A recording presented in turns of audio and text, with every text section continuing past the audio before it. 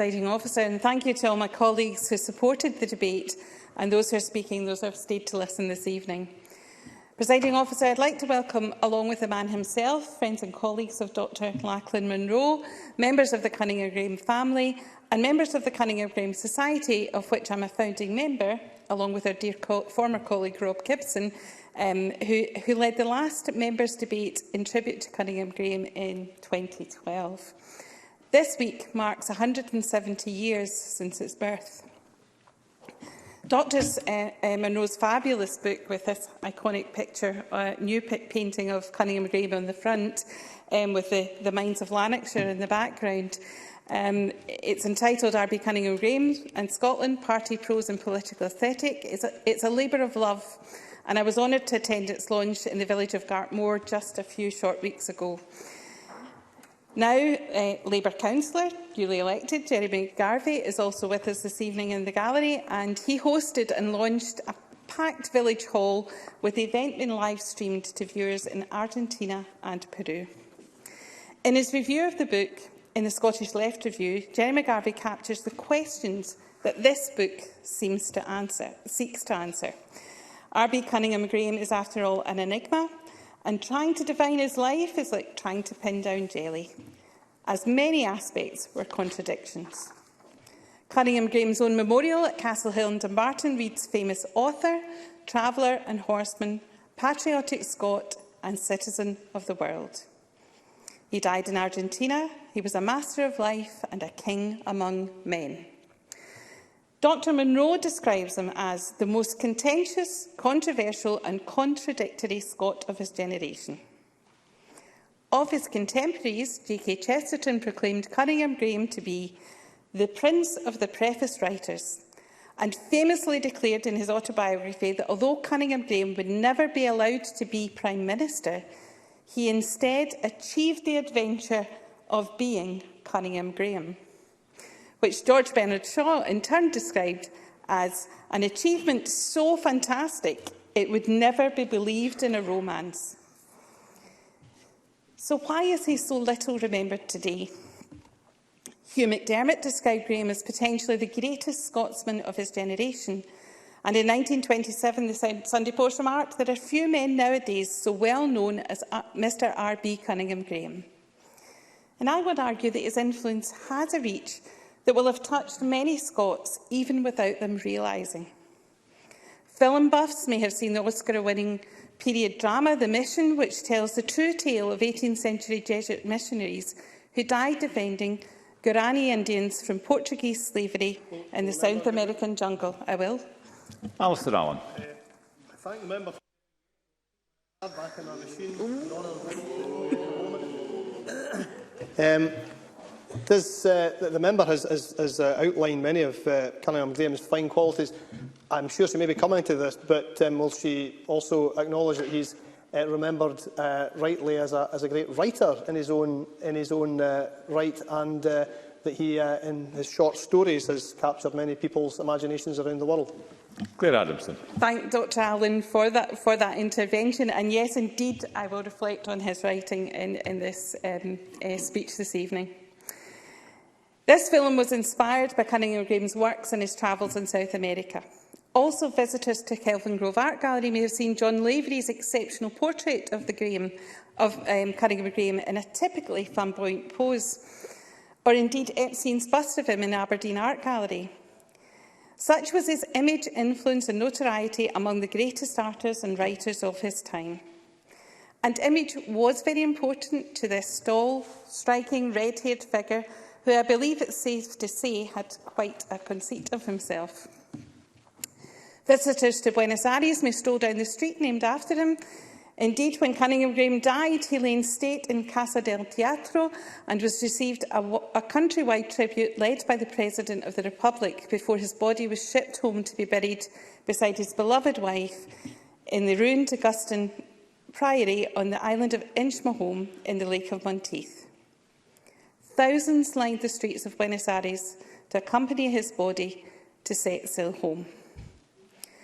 At school, some people may have studied the goldfish, And I'm so glad that Dr Allen intervened, because I have with me one of my favourite books, The Devil and the Gyro, collated by Carol McDougall, which was once a school text after my time at school, but nonetheless may have influenced some teachers, like my husband John, who's in the gallery, to have taught the goldfish. And because when examining his bravado, adventure and romance, it's very easy to forget the sheer beauty of his writing. And if you indulge me, Presiding Officer, I'm going to read the introductory paragraph of The Goldfish.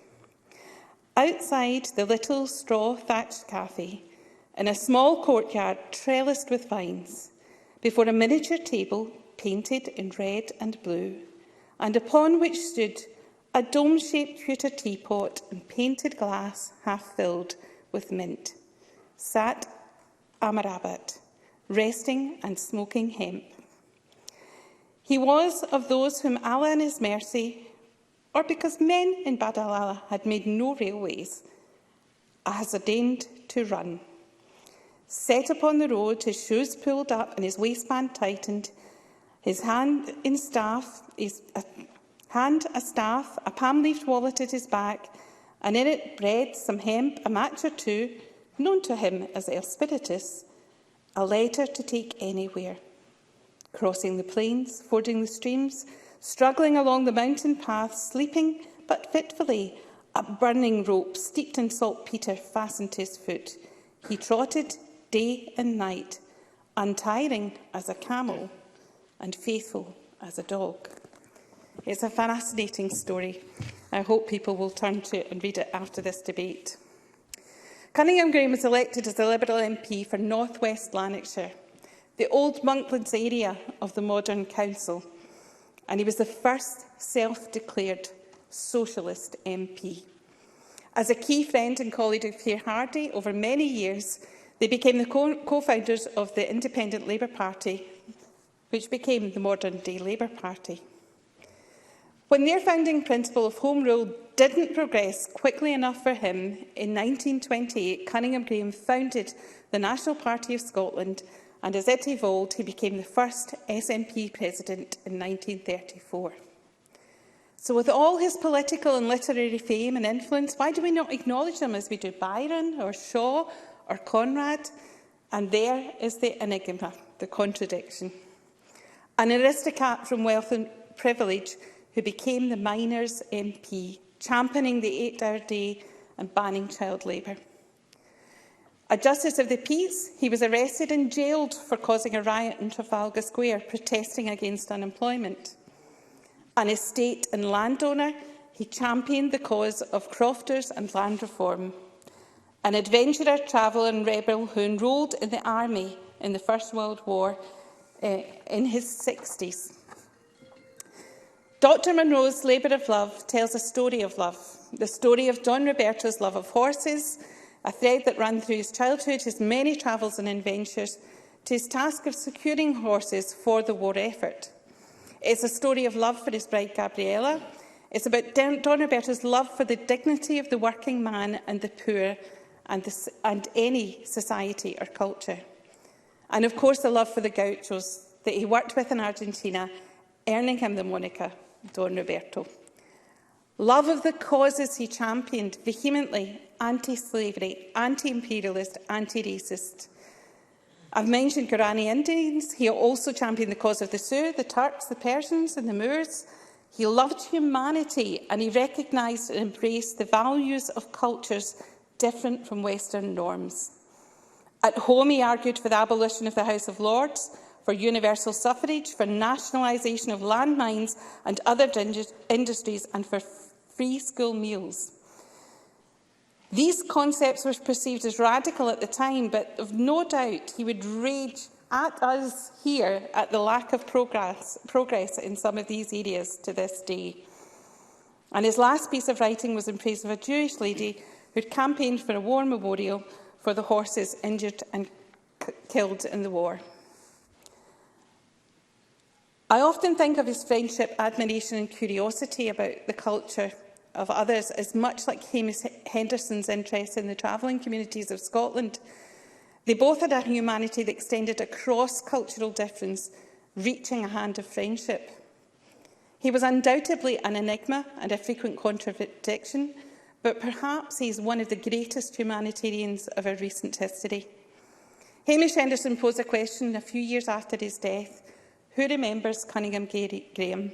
And I urge everyone in the Chamber who's followed our debate to remember him by reading about the man in the books like Dr Munro's just recently launched, by reading Don Roberta's You do need to wind up now, Ms Adamson. Incredible volumes, collected stories, and listening to BBC's series about him from Billy Kay. Be part of that adventure that is Cunninghame Grahame. Thank you, Presiding Officer.